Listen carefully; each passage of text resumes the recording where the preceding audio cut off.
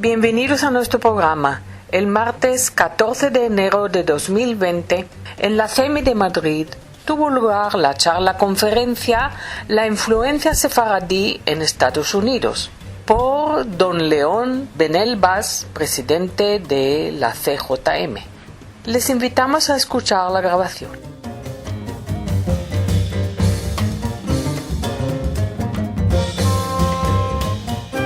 Tenemos el gusto hoy, el placer, el honor de tener a nuestro presidente. Muchas gracias. Yo debo de decir que he hecho un poco mal mi trabajo porque no le he pedido un currículum.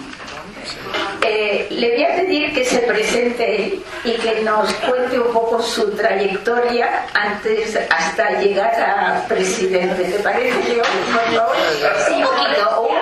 Sin modestia. No, bueno.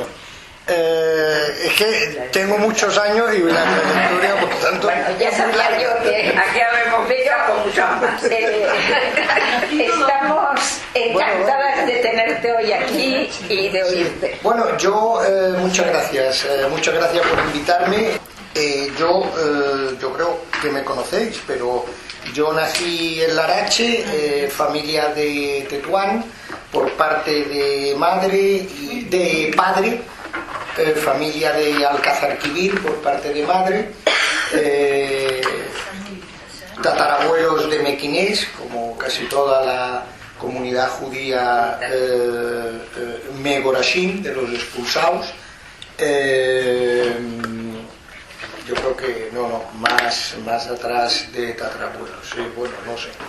De 1700 es la familia de Mequinés, según he visto las ketubás de mis antepasados, por los dos lados.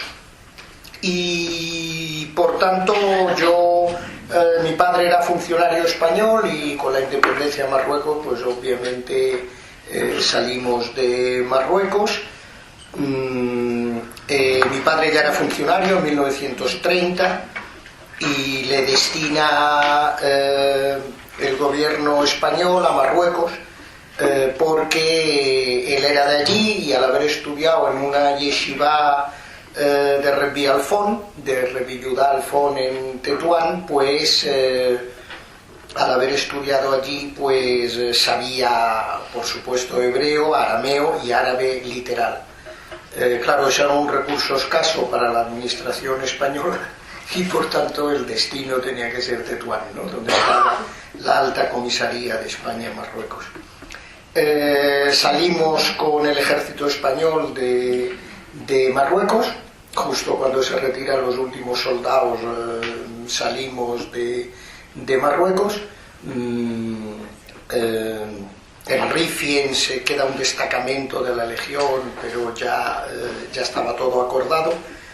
Y yo hago mi bachillerato en Ceuta, después la carrera en Barcelona, empiezo a trabajar en Barcelona y entro en la administración del Estado como funcionario en 1974. Mi título de funcionario todavía es de Su Excelencia el Jefe del Estado, el Generalísimo Francisco Franco. Yo entro en el 74, todavía con Franco en vida. Y entonces, desde entonces, pues he seguido la administración pública española con un interregno de 3 años en la Universidad de California en Berkeley, donde obtuve mi doctorado en economía. Después me reintegro otra vez en la administración y soy director general durante 10 años del Ministerio de Economía y Hacienda. En 1989, 1990 ya me paso a la vida privada y entonces empiezo mi carrera en lo que es el negocio de banca de inversión, básicamente primero con un grupo suizo, después con un grupo español y en 1996 fundo Atlas Capital, que es un pequeño banco de inversión español y ahí llevo pues 20 años, no, 24 años, bueno, ya, 24 años y ahora mismo estamos asociados con el banco japonés Daiwa. Y nada más, esta es mi trayectoria, ¿no? También junto ahora, pues al tener, además de la presidencia de la Comunidad Judía de Madrid, aquí con Eva como gran valedora en la Junta, soy el vicepresidente de la Fundación del Museo del Prado y también estoy en el Consejo Asesor del periódico Expansión, del periódico económico Expansión. Entonces, bueno, pues yo creo que puedo empezar. Sí. Muchas gracias. Vale. Entonces, bien, este trabajo que hice sobre la influencia de los judíos sefardíes en Estados Unidos y el origen fue como consecuencia de una petición del ministro de Economía, Luis de Guindos, que me hizo porque de alguna forma querían revitalizar el concepto de que la primera comunidad judía de Estados Unidos fue sefardí, cosa que es ignorada por el judaísmo norteamericano de arriba abajo. Entonces, claro, el judaísmo norteamericano en un 98% es askenazí y entonces automáticamente hay la asociación de judaísmo con askenazís, con Centro Europa, Europa del Oeste, etc. Incluso también toda la emigración de Latinoamérica a Estados Unidos también tiene un componente askenazí muy fuerte. Por tanto, el ministro, dentro del concepto de la marca España, de intentar revitalizar el papel de España en Estados Unidos y tal, pues me encarga este trabajo. Yo le digo que yo no soy historiador, que a ver si me encarga la política monetaria, etcétera, o la política fiscal, que sobre eso sí que tengo instrumentos analíticos para estudiarlo. O para trabajar, pero que yo no soy historiador. Entonces me dicen, mira, León, eres el único judío que ha habido aquí en el Ministerio de Economía tal, y te ha tocado, así que no me vengas con excusas. Entonces me lancé a la aventura de convertirme en historiador. Yo era un historiador aficionado y empecé, por tanto, a buscar un poco en los textos y en los documentos, a ver un poco cómo podía hilar esta historia. Yo creo que para hablar de la influencia, del origen de la comunidad sefardí en Estados Unidos, en Nueva York, hemos de remontarnos a la expulsión de España, ¿no? Y a la situación en España. Evidentemente aquí en España había una experiencia. ¿Puedo poner esto? Vale, gracias.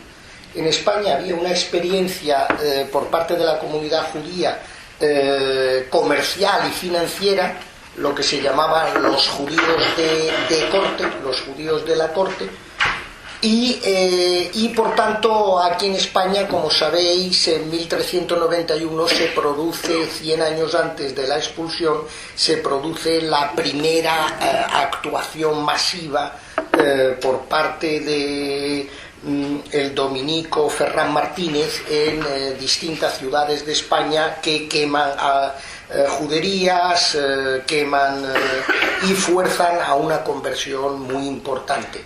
De hecho, en 1391 es donde nace ya el origen de lo que fue después la expulsión en 1492, 101 años luego, posterior, porque es donde fuerzan a una conversión masiva de comunidades enteras. Por ejemplo, para daros un ejemplo, el rabino de Burgos, Shlomo Halevi, pasa a ser Pablo de Santa María y pasa a ser el obispo de Burgos. Burgos hoy es un poblacho, pero en aquel tiempo era la segunda ciudad de España después de Toledo, y pasa a ser obispo de Burgos. y no solo eso, sino que encima es el más feroz antijudío y persecutor de judío que se da en nuestra historia. Además, como era judío, es muy conocido en Burgos y en toda la zona, incluso a nivel de la corona de España, entonces solo era el reino de Castilla. Es muy conocido porque, claro, él tenía hijos, porque estaba casado y tenía hijos. Entonces, sus hijos siguen siendo obispos de Burgos, Alonso de Cartagena, etcétera. Y ya digo que el obispo entonces no era como hoy, que es un líder religioso, sino que tenía unos territorios, un poder, etcétera. Y eso es uno de las familias de obispos más importantes de España. Entonces, bueno, la verdad que se genera allí una actividad y prácticamente ya hay una conversión masiva de judíos al catolicismo, al cristianismo en ese momento todo. Entonces, esta conversión masiva es lo que dificulta la vida, porque si los judíos que se habían convertido el día de Kippur judaizaban, no judaizaban, las comunidades siempre los aceptaban. De hecho, el origen del Kol Nidre es aceptar a los anusim, a los que se habían convertido, y borrarle los pecados. Y bueno, entonces claro, todo eso provocaba unas acusaciones a las comunidades judías de España, de Castilla y de Aragón. Todavía no existía España, de Castilla y de Aragón, de que las comunidades, es decir, que esta conversión que se había hecho era falsa y por tanto ya eran cristianos que estaban abjurando de su conversión y por tanto eran herejes y esto no se podía consentir, y entonces eso provoca ya la causa fundamental por la que nace la Inquisición. La Inquisición no actúa sobre judíos, sino la Inquisición actúa sobre judíos conversos que se han convertido y siguen judaizando. Entonces, bueno, básicamente hay otro tema también que explica la animadversión hacia la parte de los judíos, que era una buena parte eran recaudadores de impuestos. Pero también había muchos recaudadores de impuestos, por supuesto, que eran cristianos, pero wow, siempre se singulariza en el judío, ¿no? Y en ese sentido se produce la expulsión de 1492, y aquí las cifras claro, a mí siempre me decían, por contar una anécdota, estábamos en Washington y con el ministro Boyer en la reunión del Fondo Monetario Internacional, y fue a una tienda el ministro y le preguntó el tendero, el comerciante, digamos, le preguntó, ¿y usted de dónde es? Y le dice, de España. Y le dijo, pues mire usted, yo hay dos países en el mundo donde no voy a ir, España y Alemania.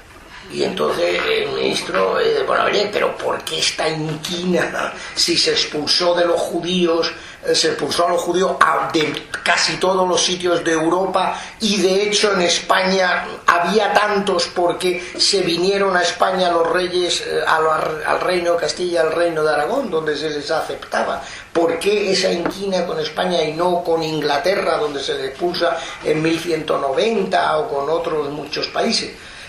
Y entonces, claro, la respuesta es demográfica, yo entiendo, ¿no? Primero, aquí estaba el conocimiento más importante de la liturgia y de nuestros desarrollos posteriores, era en España. En segundo lugar, porque, y demográficamente, era la primera comunidad judía del mundo. Era la primera comunidad judía del mundo.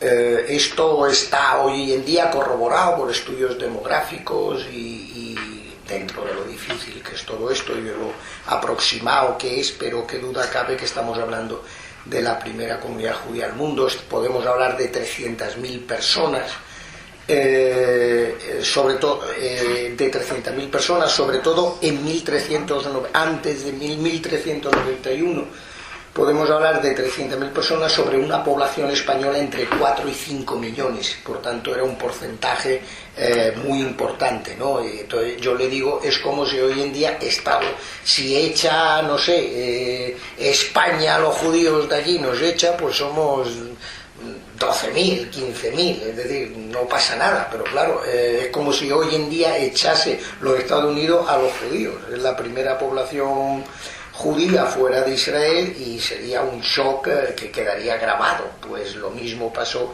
en la historia de nuestros sabios, etcétera, pues siempre han marcado la expulsión de España como la hecatombe medieval del judaísmo o del comienzo de la edad. El problema también es que fue una expulsión muy tardía, 1492, ya estábamos en la época moderna, ya había el Renacimiento, etcétera, ¿no? Y entonces fue una expulsión también muy tardía, por eso ha quedado también tan grabada en nuestros sabios y nuestros historiadores y nuestros líderes, ¿no? Entonces, de la salida de España se supone que ya de los 300.000 habría 200.000 judíos todavía que salen de España. La cifra mínima que hay es que 100.000 llegan a Portugal. Evidente, ¿por qué Portugal? Es la salida terrestre la más fácil. En aquella época coger un barco para irse al Imperio Otomano o para irse a Italia, pues era mucho más azaroso que ir por tierra a Portugal, que era 2-3 días en caballo, ¿no? Es decir, no era la salida natural, la salida fácil y además una salida controlada. Y además teniendo en cuenta que el rey de Portugal, Juan I, cobra un impuesto per cápita, por tanto eso se supone que va a ayudar a un establecimiento de la comunidad judía en Portugal.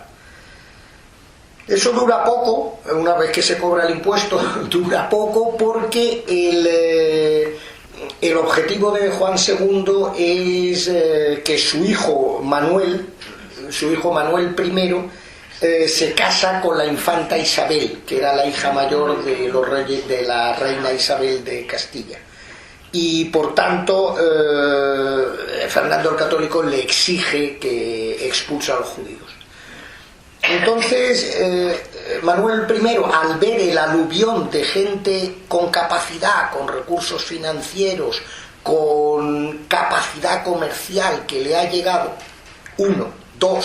teniendo en cuenta que en esa época ya Portugal había desarrollado un imperio marítimo que llegaba desde el Pacífico, desde la India hasta todo Latinoamérica, era la primera potencia marina del mundo. De hecho, el siglo XVI, el que domina los mares es Portugal. Entonces ve que esa población es importante. Entonces adopta la actitud de conversión forzosa, pero a nadie se le puede perseguir por su origen. Es decir, usted sea católico cara afuera, pero en su casa haga lo que quiera, y ese es un poco el status quo, y por el cual una parte importante se queda en Portugal. Sobre todo él protege a la élite comercial, financiera, etcétera. Es a lo que protege. Una gran parte de Portugal se va con estas conversiones forzosas al Imperio Otomano, a Marruecos. La gran llegada de judíos es de Portugal, de judíos de Marruecos. De hecho, nosotros, fijaros que en Jaquetía tenemos muchas palabras portuguesas, ¿no? Y eso viene... Sí, bueno, sí. Y Davagar, sí. Davagar es despacio. Sí, cuando vas a Portugal te dicen, le pides algo te dicen Davagar. Sí. Entonces, en ese sentido, yo creo que eso hace que Portugal desarrolla en todos los puertos en todos los puertos desarrolla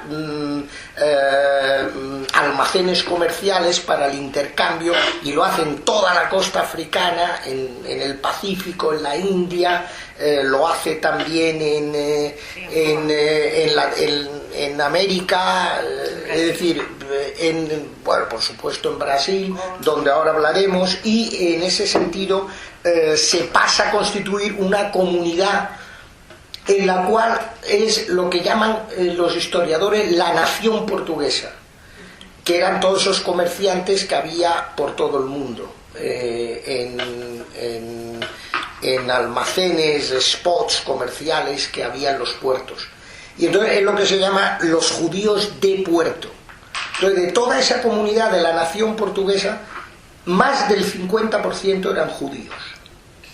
Pero claro, era todo tipo de judíos, porque los había según la zona. Claro, por ejemplo, constatación hay en Cochín, en India, la familia Castiel, en Bayona, en Francia, en Burdeos, en Nantes, en Amberes, en Ámsterdam, en Hamburgo, en Livorno, en Ancona, en Estambul, en Salónica, en Alejandría, etcétera. En todo esto hay familias ligadas al gran comercio, y todo esto son familias de origen español, hispano-portuguesas, y por tanto este núcleo es un núcleo que es religiosamente muy ecléctico, porque en la misma familia, en un sitio que puede ser judío, era judío, en otro sitio era criptojudío, en otro sitio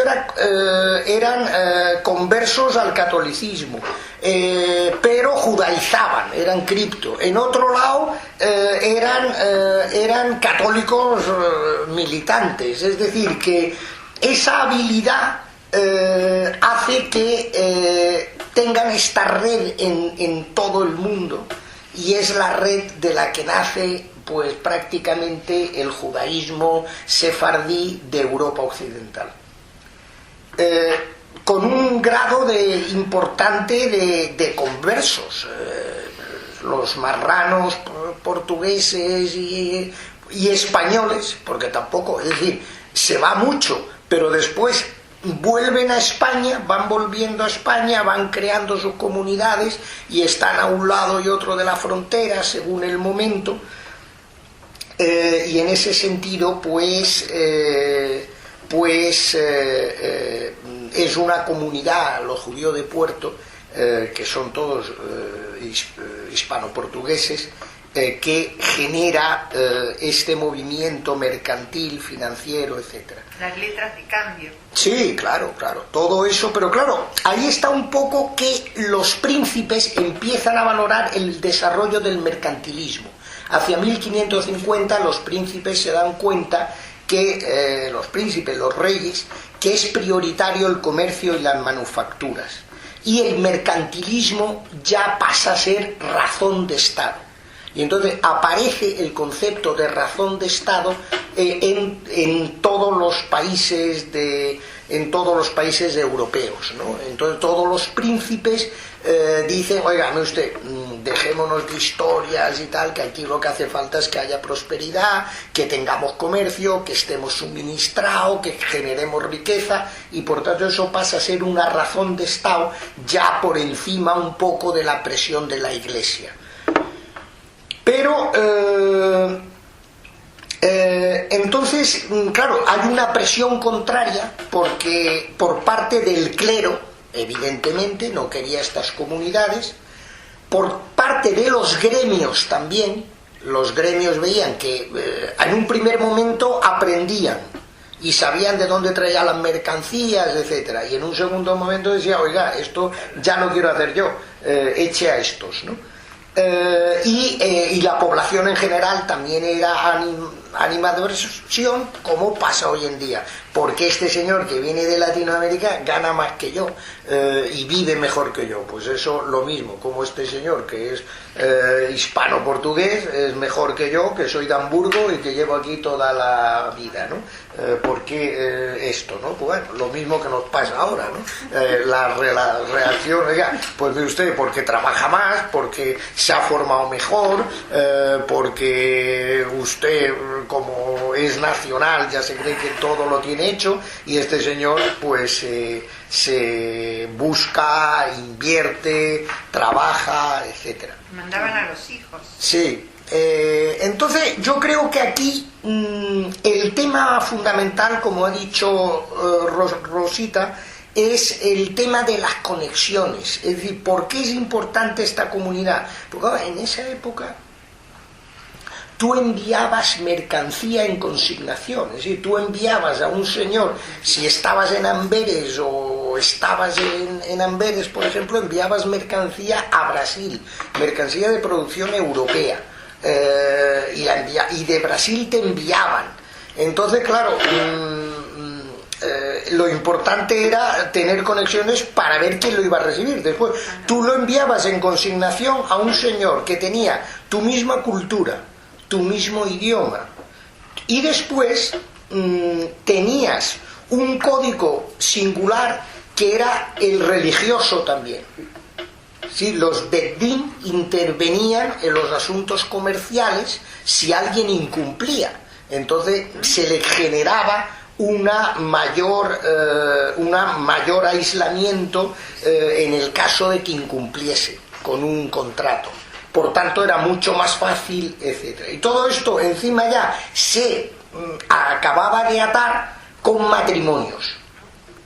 Es decir, claro, tu hijo lo enviabas si estaba en Amberes, a Hamburgo, y lo casabas con la señora, con la hija del de Hamburgo al que le enviabas la mercancía. Entonces, claro, ya no solo era fallar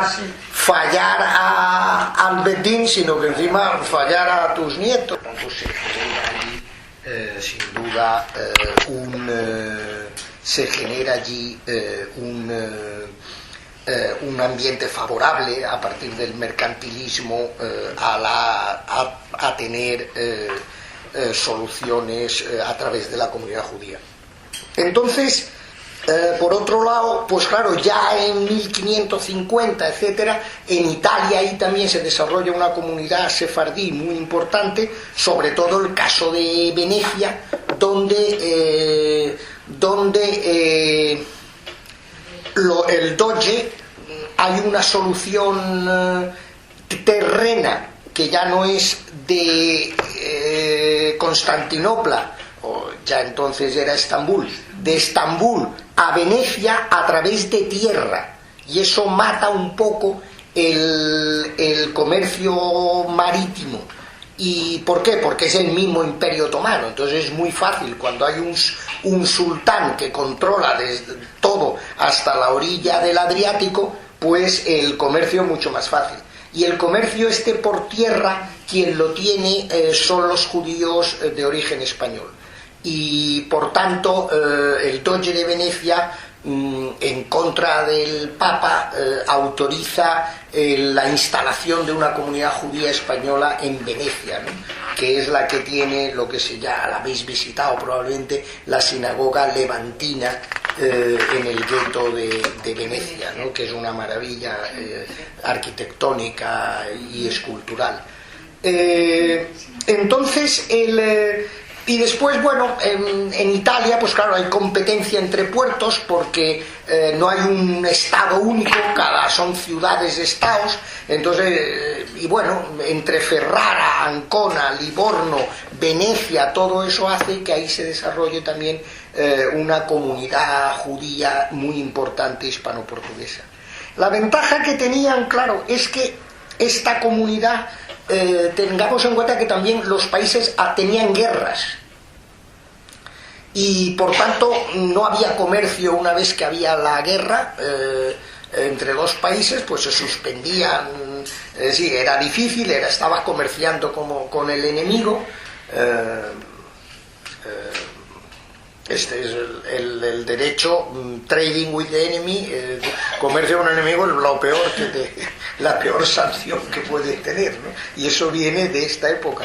Y entonces estas comunidades en distintos puertos, pues claro, por ejemplo, con Venecia, ellos tenían el contacto del mundo musulmán otomano con el mundo católico veneciano, y era la comunidad judía, es decir, tenía los dos. En Holanda o en Hamburgo, el calvinismo con el mundo católico hispano-portugués, que las relaciones eran de guerras, vamos. En el anglicanismo inglés, pues también comerciaban con España y con el católico. En Hamburgo no son calvinistas, son luteranos. Y también es igual con Portugal, pues lo ves, los embajadores, todo son judíos hispano-portugueses, ¿no? Entonces, yo creo que todo esto acaba... madre mía. Entonces voy a resumir. Todo esto acaba en Ámsterdam. Ámsterdam, con la independencia de España, ahí colapsa toda la comunidad, y además a partir de 1600 Holanda es la primera potencia marítima, pasa de Portugal a Holanda, el dominio de los mares y el dominio del comercio, pasa de Portugal a Holanda, y Ámsterdam constituye sin duda el punto neurálgico de todo el judaísmo y de toda esta comunidad de judíos de puerto. Y ahí se produce lo que sin duda es yo creo que eso tiene un punto de demasiadas coincidencias, con lo cual algo de milagro tiene que tener, que es que muchos judíos que son católicos en España y en Portugal se vienen todos a Ámsterdam, incluso de otros sitios como Hamburgo y como Amberes. Amberes es dominio español. Durante un tiempo con Carlos V no hay problemas de persecución, pero ya con Felipe II empiezan las guerras y la declaración de independencia de Holanda. Holanda eran calvinistas, y entonces durante muchos años los judíos estábamos aceptados, pero los católicos no.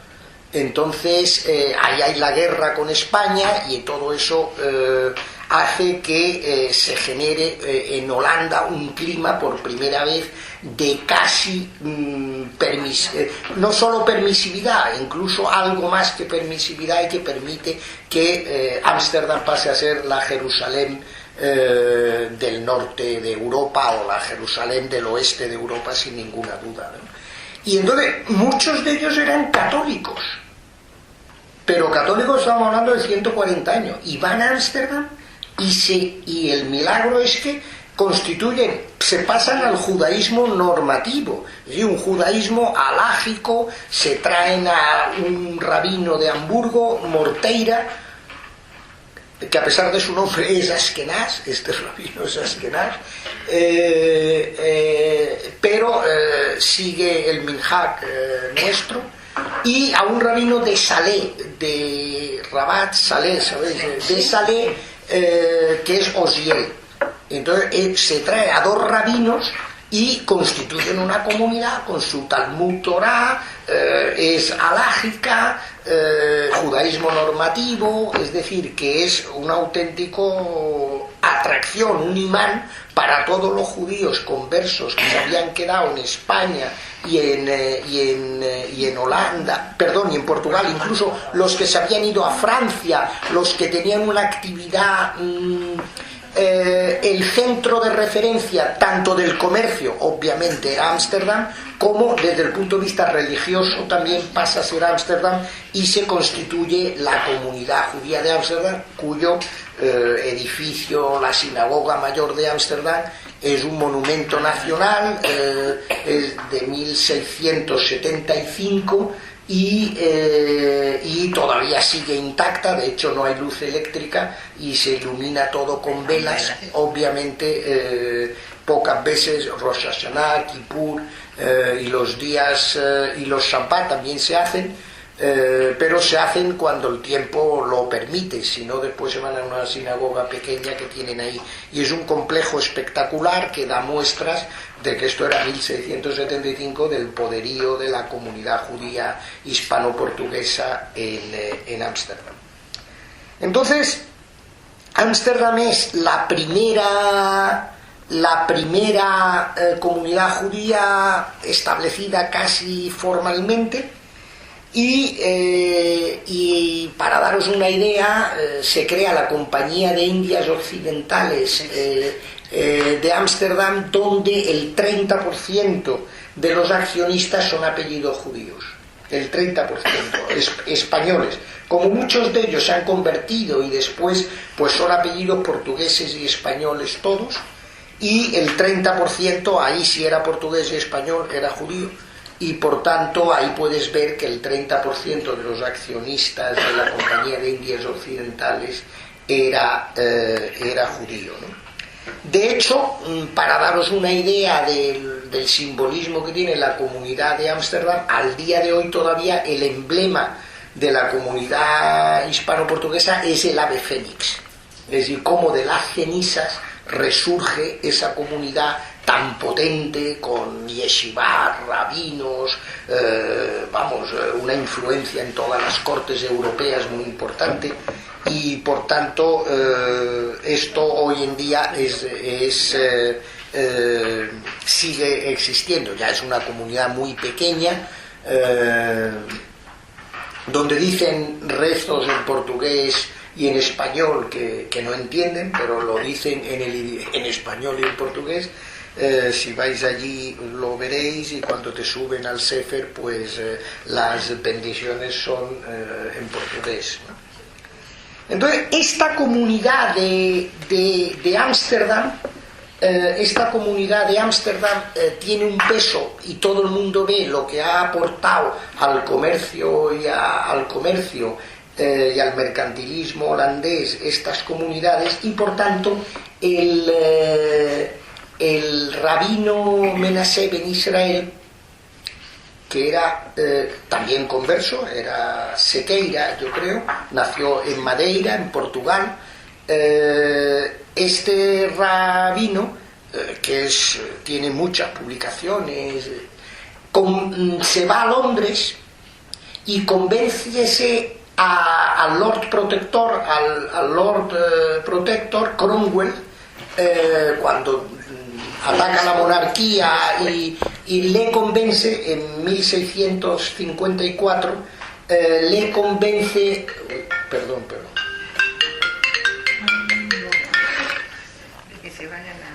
de la conveniencia de volver a aceptar a los judíos que fueron expulsados en 1190 oficialmente en el Reino Unido. Entonces parte de la comunidad de Ámsterdam es la que crea Londres, la comunidad judía de Londres. De hecho, es la sinagoga de Bebismarck, y la sinagoga de Bebismarck, que la habéis visto, es una copia de las sinagogas de holandesas, hispano-portuguesas, ¿no? Entonces también la comunidad primera judía en Ámsterdam es hispano-portuguesa, es sefardí. Y bueno, los rabinos son los mismos, etcétera. Como siempre, los ingleses lo hacen todo, no hacen nunca una declaración, no hacen revoluciones, no hacen nada, y lo van haciendo todo poco a poco.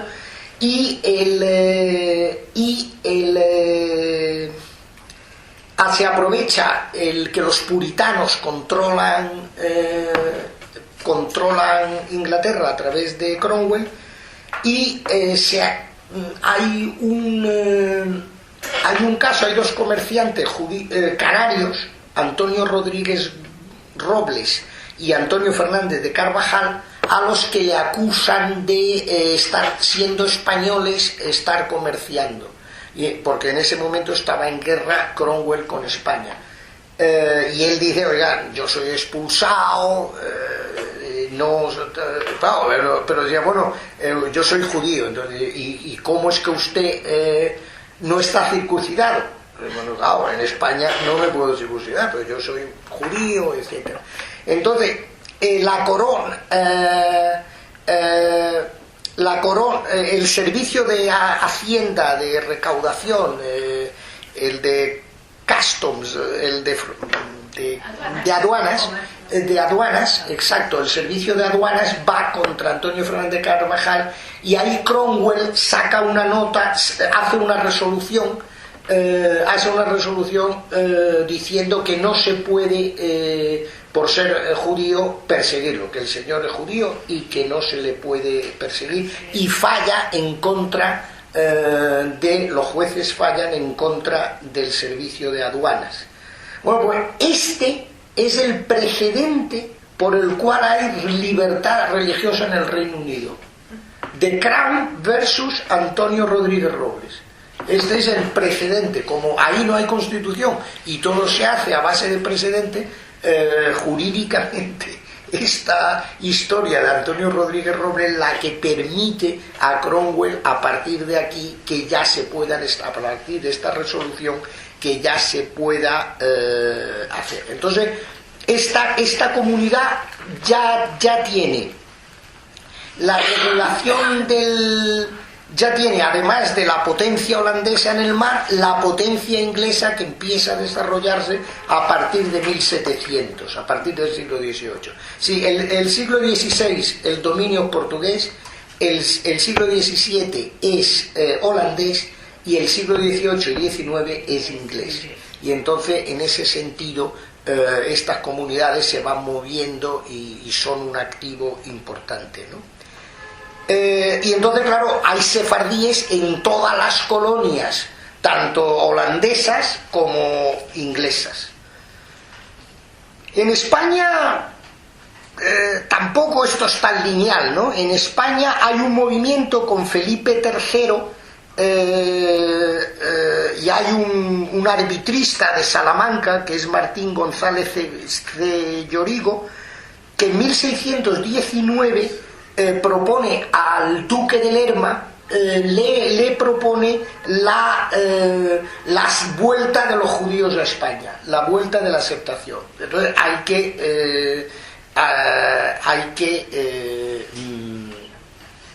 que intentar, eso es bueno, y es un arbitrio de Salamanca, que era entonces donde la escuela de Salamanca de arbitristas hacen toda la regulación del mercantilismo español, y hay esta posición. Y entonces Felipe III lo que sí consigue es el perdón temporal del papado para que la Inquisición no actúe en Portugal. Con Felipe III Portugal es todavía de España, y entonces él en ese sentido protege a la comunidad de allí, etc. Con Felipe IV, 1621 a 1643, Felipe IV, el de Velázquez, hay un incremento importante de los judíos en Madrid y en Sevilla. Y de hecho, Manuel López Pereira es del Consejo de Finanzas. Y sus hermanos eran los líderes de la comunidad judía de Ámsterdam, sus hermanos. Es decir, que este hombre, aunque aquí evidentemente no ejercía de judío, pero se sabía que sus hermanos eran el Parnás de la comunidad judía de Ámsterdam. En Ámsterdam, esta figura del presidente no la han inventado ahora, el que mandaba era el Parnás, y era el que decidía todo dentro de la comunidad judía, ¿no? También por aquí está Jacob Cansinos, de Orán, y este hombre sí que abiertamente era judío, se paseaba por aquí, etc. Claro, todo esto viene favorecido por el condeduque Olivares.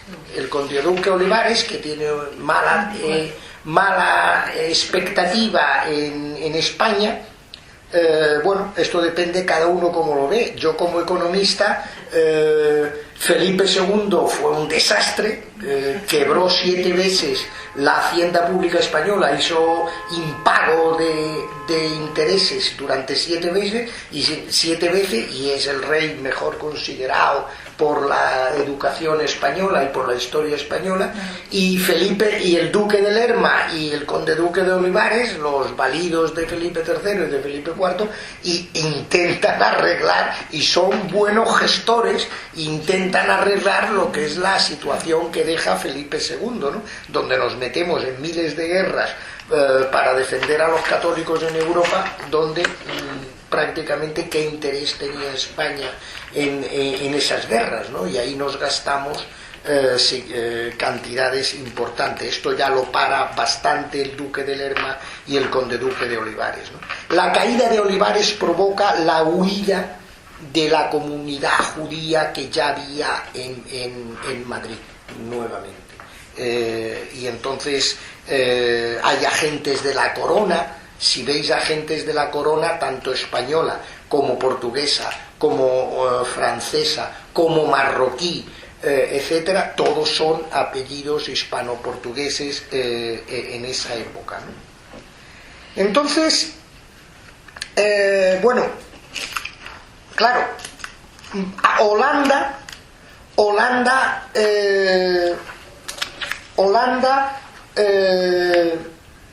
toma Brasil entre 1630 y 1654.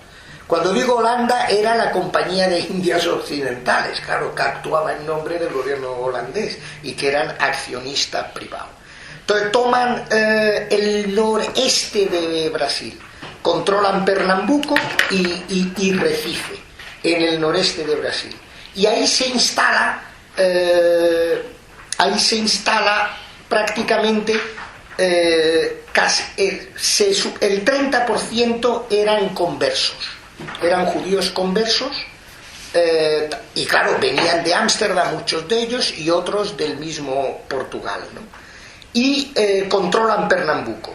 Los colonos portugueses, holandeses controlan Pernambuco y desarrollan el azúcar, básicamente, y los productos de América Latina, que entonces en Europa están en una gran demanda. Y bueno, crean en Recife lo que es la primera sinagoga en América. En Recife la crea el Cajal Sur Israel. Está en Recife, y va el rabino Aboab Fonseca de Ámsterdam a Recife. Y ahí se desarrolla una comunidad. De hecho, la sinagoga hoy en día está y es monumento en Brasil y se puede visitar en Recife. Yo la he visitado porque también estuve en Manao, donde había muchos judíos de Tetuán, y ahí estuve. Sí, con el caucho. Pero eso ya estamos hablando del siglo XIX. Pero aprovechando... Sí. Entonces, en esa época los holandeses dominaban los mares. Claro, el siglo XVII, 1600 es Holanda. Sí, más que los portugueses. Sí, los portugueses ya caen. Los holandeses pasan a tener un dominio. Los portugueses siguen con mucha influencia, pero caen. La religión no es tan aceptada en Oriente. Digo, el catolicismo, eso, yo he oído eso, ¿no? ¿Dónde? ¿En Oriente dónde? Bueno, digo, en China, No, claro, ahí no, en absoluto. Pero no, hasta China era difícil. Lo normal era ir a India y a Malaca. El último puesto era Malaca y después Indonesia. A China era una potencia y cualquiera entraba allí. Exacto, entonces. pero después los holandeses sí se ganaron más. Sí, Indonesia dominaron todo, claro. Dominaron el estrecho Malaca, se lo quitaron a los portugueses. Quien domina Malaca dominaba el paso del estrecho y por tanto era todo.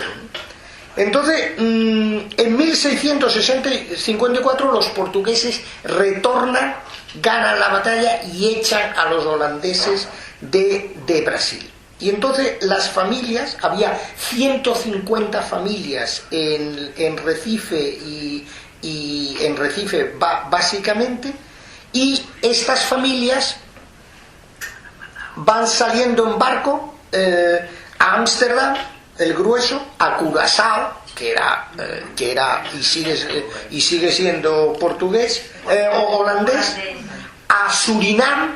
Y Guayana. Bueno, Surinam es lo que antes era la Guayana holandesa, y a Nueva Ámsterdam. A Nueva Ámsterdam, que es lo que hoy es Nueva York. Pero todavía Nueva York estaba bajo mandato holandés. Estamos en el siglo XVII y la que domina es Holanda.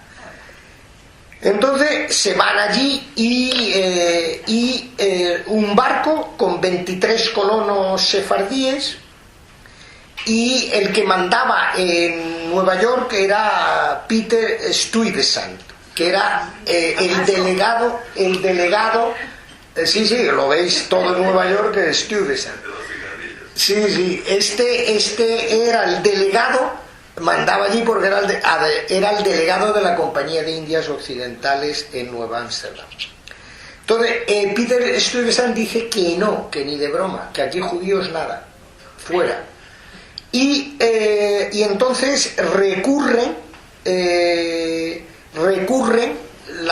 los judíos que están allí recurren esa decisión, y la Compañía de Indias Occidentales les obliga a la aceptación de los sefardíes, con la condición de que no supongan un cargo para la compañía, sino que la propia comunidad garantice que si hay alguien en situación mala, que se van a hacer cargo la comunidad de ellos.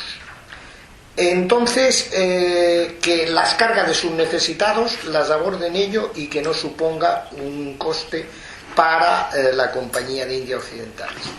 Que echen atrás una decisión de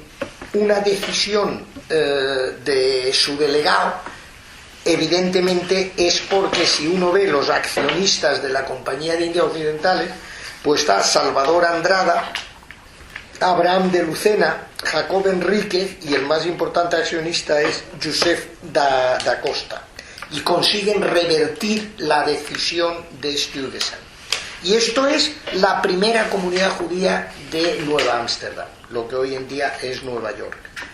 10 años después, mediante un acuerdo con la corona inglesa, Holanda cede Nueva Ámsterdam a la corona inglesa.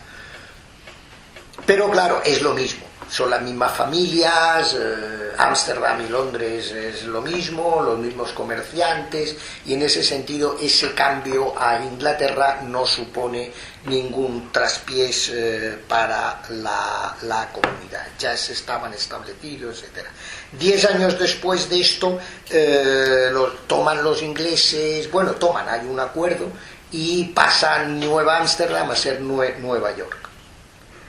Entonces, claro, la comunidad de Londres es muy importante porque la comunidad sefardí de Londres añade todas las colonias inglesas a las holandesas. Entonces añade Barbados, Jamaica, Filadelfia, Charleston, Savannah, Nueva Orleans, Boston, Newport, Curazao, Surinam y Cartagena de Indias, que era español, y Veracruz. Cartagena de Indias es el puerto de Nueva España, de Granada, de Nueva Granada, y de Nueva España de México es Veracruz. Entonces, todo esto genera un comercio brutal para Nueva York y de alguna forma son comunidades muy importantes. Entonces, como anécdota, el judaísmo de Ámsterdam y el de todas estas comunidades hay un gran desarrollo de estas comunidades en todo el Caribe y en toda la costa occidental de los Estados Unidos, y se acepta la transmisión judía paternofilial. Se acepta.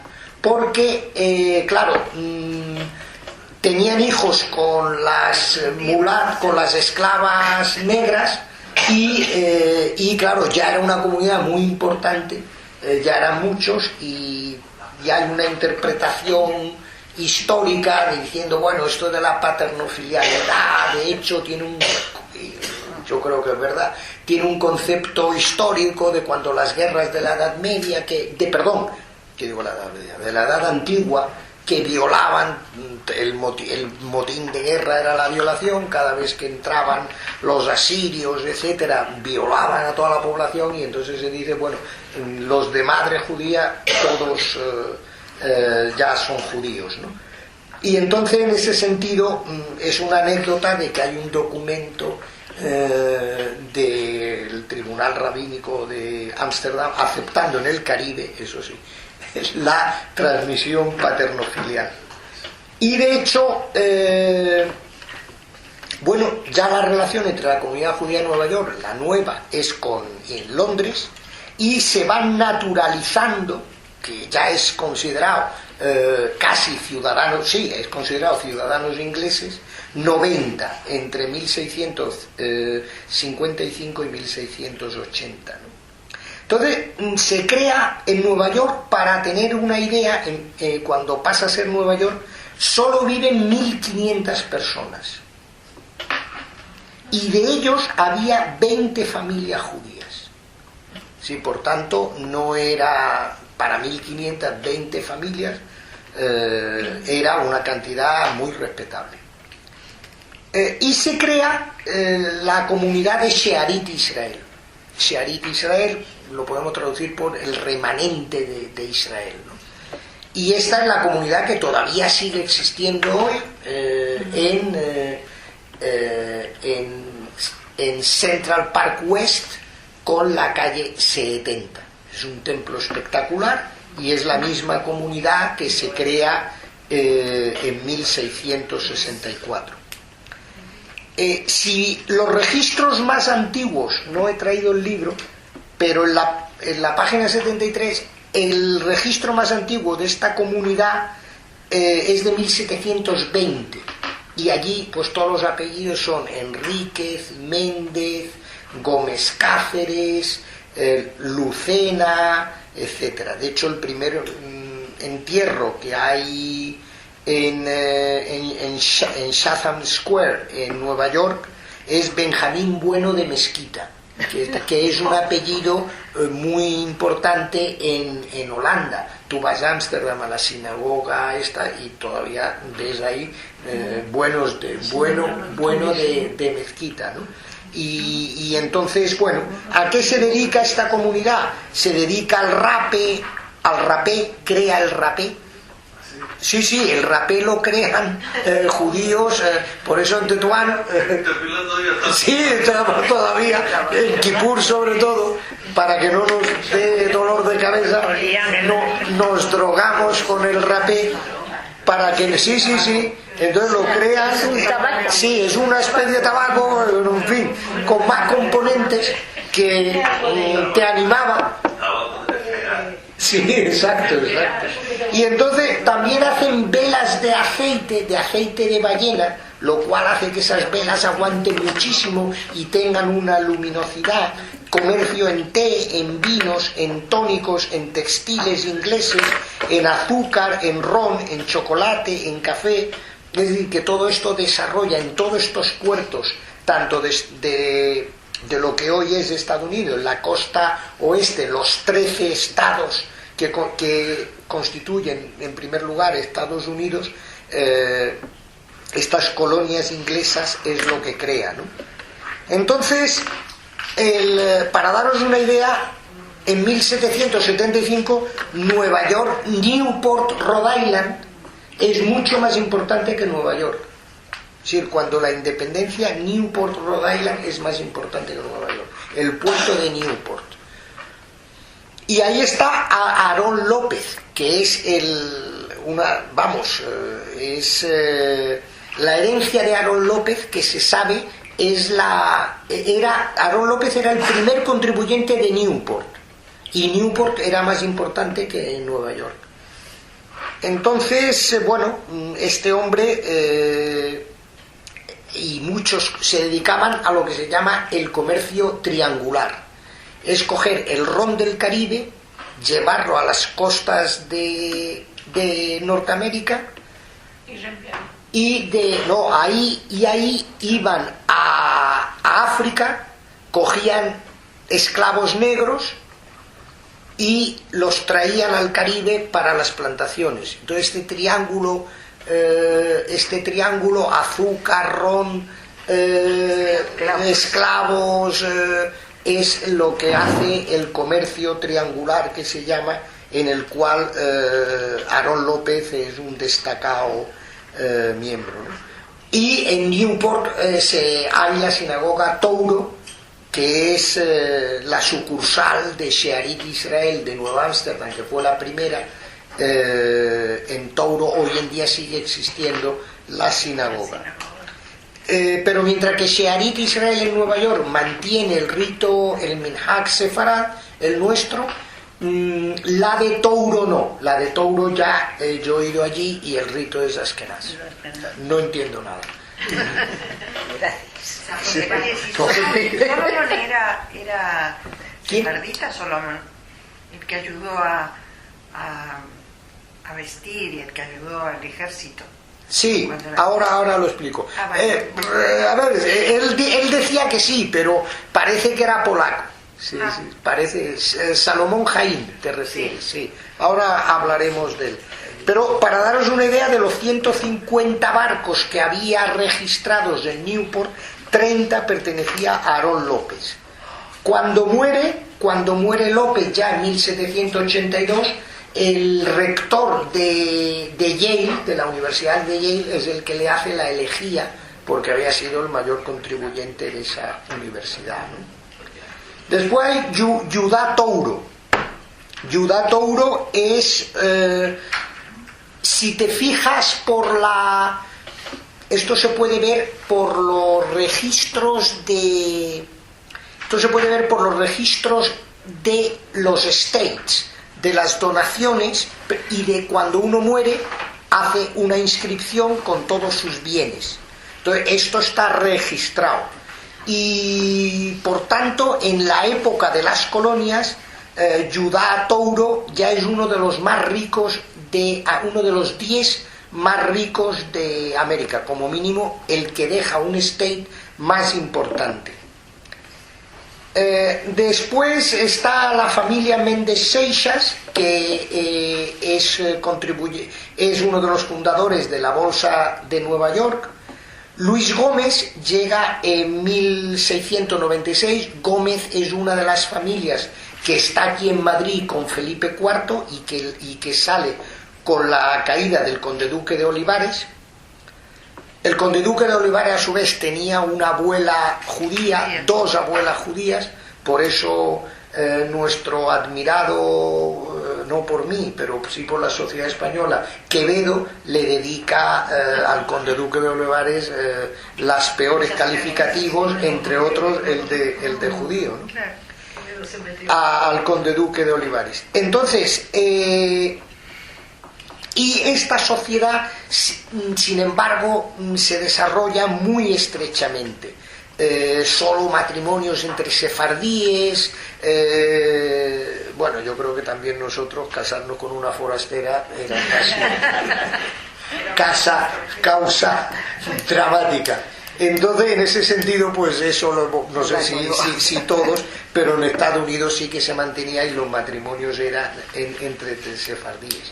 Sin embargo, había una mejor relación entre askenazíes y sefardíes en Nueva York, porque era una comunidad muy pequeña. Cuando es pequeña, como aquí, pues nos llevamos muy bien, porque solo faltaba que poco que aquí a Rosita y a ti también, y solo faltaba que pocos que somos empecemos pues Nueva York se daba un poco lo mismo y la relación era mucho mejor que en Londres y en Ámsterdam. Entonces, estos sefardíes, ¿qué papel juegan en la Revolución Americana? En la Revolución Americana de la independencia americana. ahí hay una división entre Newport y Nueva York. Newport apoya a la corona inglesa. Newport apoya a Jorge III, por tanto apoya a la corona inglesa. Y Nueva York, sin embargo, apoya a la revolución, apoya al levantamiento contra los ingleses, a la independencia. Entonces, claro,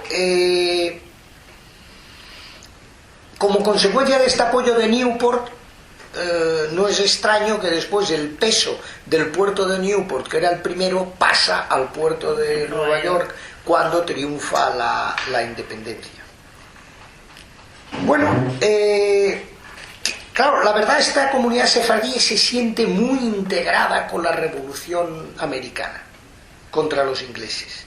De hecho, claro, los puritanos, cuando emigran de Escocia, son presbiterianos, emigran de Escocia, de Irlanda, como consecuencia de las persecuciones de los anglicanos, emigran a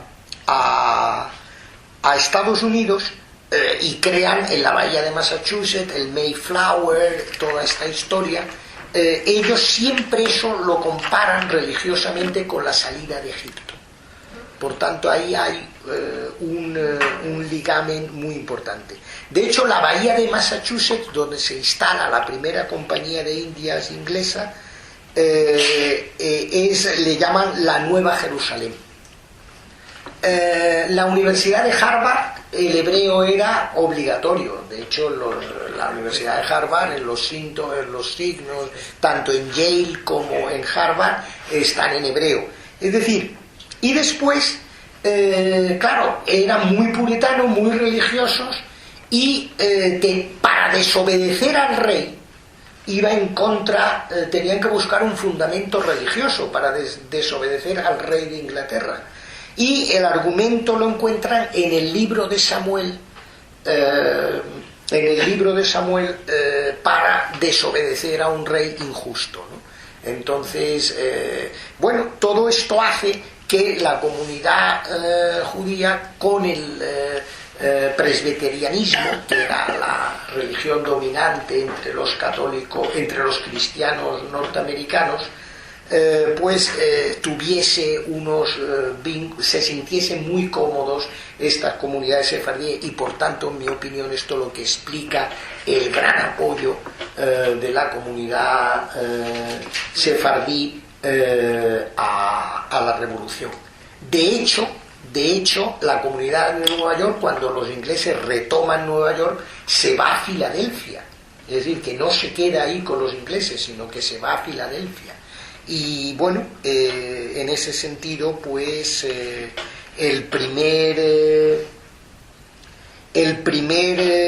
para daros una idea, el primer sello oficial de los Estados Unidos está, que es el sello que diseñan Adams, Franklin y Jefferson, los que hacen la Constitución norteamericana.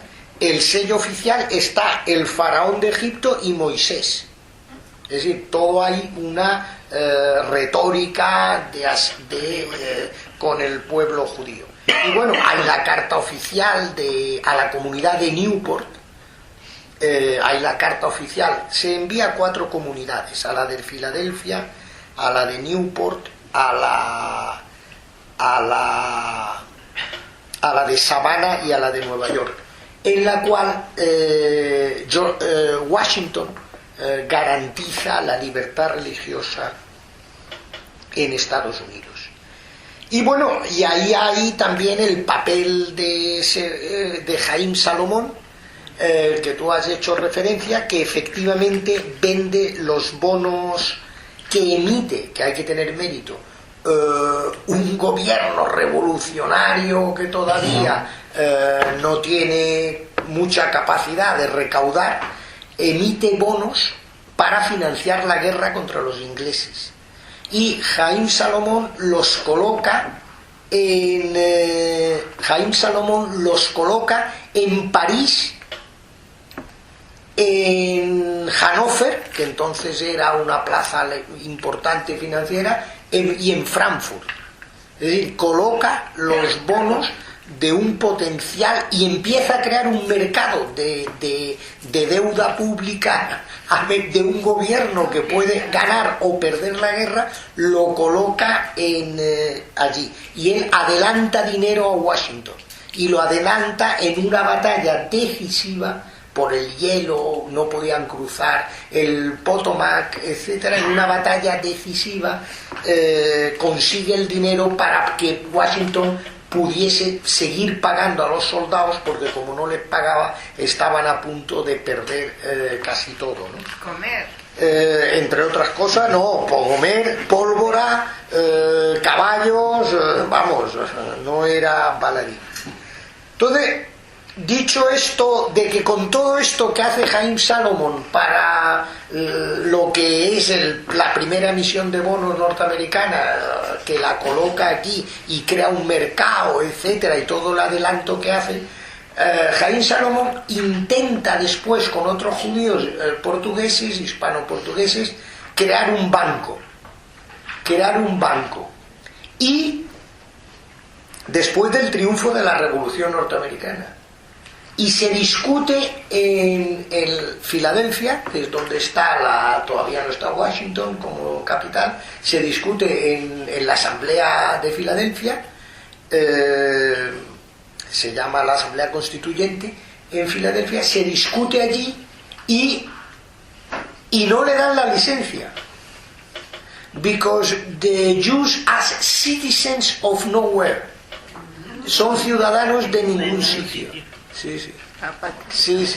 Por eso cuando ahora acusan a un señor que había ayudado en gran parte a financiar la victoria de los revolucionarios contra la corona inglesa. Entonces, por eso hoy en día cuando ves las acusaciones, por ejemplo en el Reino Unido, de los que están a favor de Europa, les dicen you are citizens of nowhere, o la élite esta que es citizens of nowhere, ciudadanos de ningún sitio, ¿no? Entonces a la comunidad judía sefardí se le abre las carnes cuando oye esa expresión, ¿no? Bueno, entonces esto es el origen de esta comunidad, y ahí desde luego hay, ya he dicho, todo lo que habían aportado en todo. Hay también la familia Enríquez, que es lo que hacen la primera acería en Filadelfia. La primera acería la hacen ellos. Y tiene una pujanza muy importante. Pero a partir de 1925 ya la comunidad judía americana empieza a ser askenaz. Es decir, en 1825 hay una gran inmigración de judíos de Alemania y de alemanes, no solo judíos, hay una gran inmigración de Alemania. Alemania tiene un régimen de territorio que todavía no asimilan bien.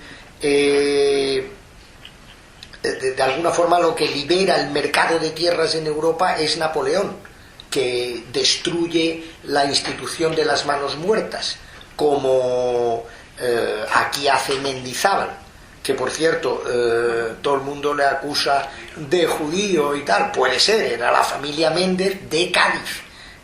De Mendizábal se lo pone él era la familia Méndez de Cádiz, y en Cádiz siempre había una comunidad judía portuguesa, católica exteriormente, pero siempre han existido judíos en Cádiz. Tener en cuenta que cuando la Constitución de Cádiz de 1812, el 25% de la población de Cádiz es extranjera. Y Méndez es el que elimina con la desamortización, con las manos muertas.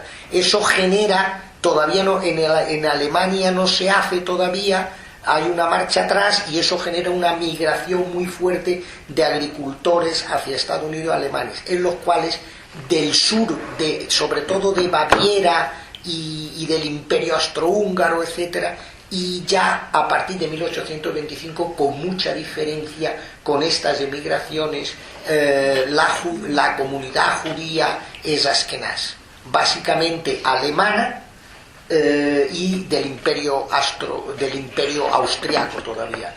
Esto pasa a ser Imperio Austrohúngaro en 1860. Entonces,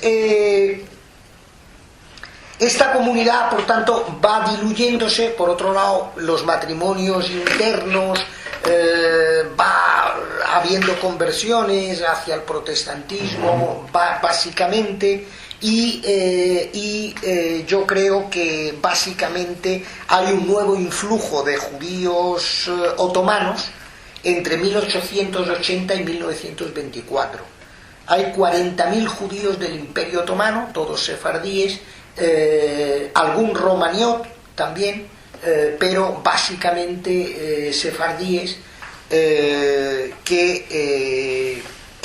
llegan a Nueva York. Y de hecho hay hoy un resurgimiento. Hay dos periódicos, La América, el Ladino, y España allí juega un papel con esta comunidad. Juega un papel muy importante intentando integrar a estos judíos del Imperio Otomano. España, yo creo más España, crea el Instituto de las Españas en la Universidad de Columbia, al Federico de Onís, que lleva todo esto, y la actividad del Instituto de España es crear grupos de teatro, etcétera, todo esto con la comunidad del Imperio Otomano que viene. Hay logias masónicas que se hablan español, es decir, que hay una comunidad judía ladina muy importante.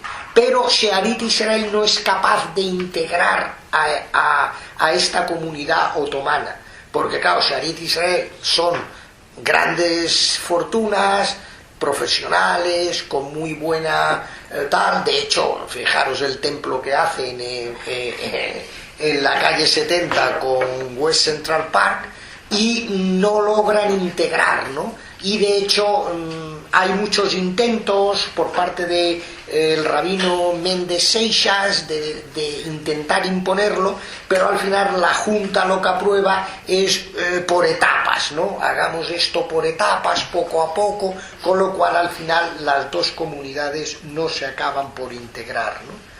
Y bueno, también como dato anecdótico, de uno que no apoyó en la guerra en la guerra civil norteamericana, claro, había muchas comunidades sefardíes en lo que era Savannah, Nueva Orleans, en el sur, y entonces el secretario de Estado de la Confederación Sureña era Judá Benjamín, también era un sefardí que acabó exiliado en Londres, y era el secretario de Estado de la Confederación Sureña, y era también de la comunidad.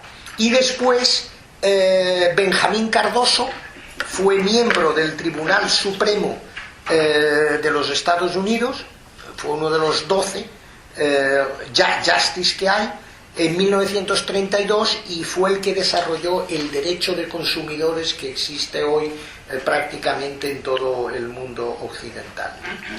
Y bueno, esta comunidad ha ido languideciendo, hoy en día sigue existiendo, muchos de nuestras comunidades del norte de África están allí, pero ya es una comunidad donde por segunda vez el rabino es askenaz. Soloveitsky es el rabino, pero el minhag es sefarad puro. Y de hecho yo he asistido a alguna boda donde la ketubá se lee en arameo, y él lo ha aprendido, la entonación nuestra, de Tetuán, y él se ha esforzado en aprenderlo y lo hace muy bien. Entonces, bueno, se sigue el Minhag Sefarad en la sinagoga, a pesar de que tenemos un rabino Ashkenaz, pero que está haciendo todo lo posible por enterarse, por seguir nuestras tradiciones, etc. Y bueno, este es un poco...